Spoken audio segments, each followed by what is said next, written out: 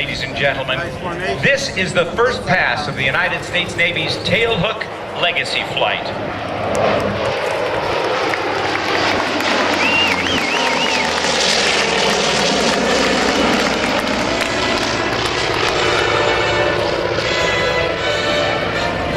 By remembering and appreciating and fully understanding the touchstones of our past, we will be able to more successfully chart the course for America's future.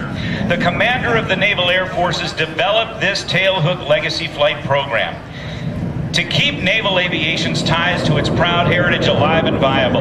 And under this program, vintage warbirds from naval aviation's past are flown alongside the high-tech weaponry representative of present-day Navy carrier aviation. The most decisive sea battles of the war in the Pacific were won. Unique in the history of naval warfare, neither battle involved the participation of surface combatants.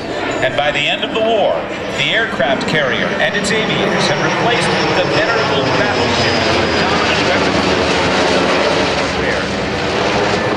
Although it's been over 60 years since the conclusion of the Second World War, a number of the aircraft which flew from carrier decks during that conflict are still airworthy today. It's a testimony to both their durability and survivability. And through their personal interest in maintaining and flying vintage aircraft, they play an active role in keeping the history of naval aviation alive and actively on display. During the course of this air show season, this is what a handful of shows get to see. It's Navy's Tailhook Legacy Flight.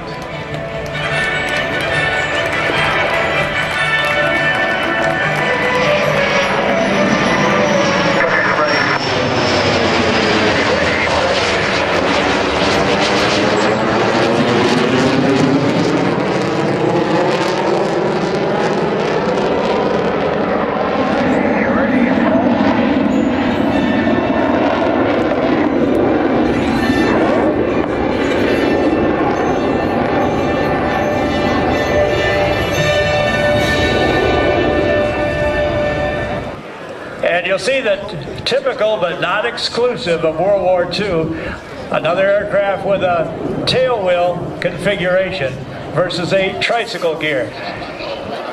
You see that white protrusion on the opposite wing? Early radar. The airplane was used well into the Korean War.